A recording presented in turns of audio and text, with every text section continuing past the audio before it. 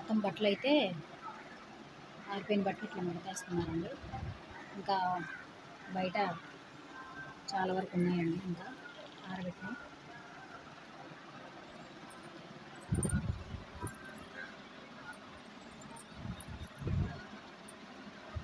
Washing machine మొత్తం నీళ్ళలో తేలాడిందండి.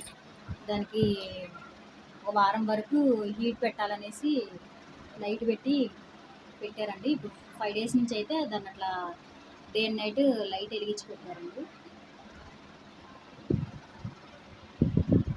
ఆ తర్వాత పని చేసిద్దో పని చేయదో కూడా చెప్పలేమండి.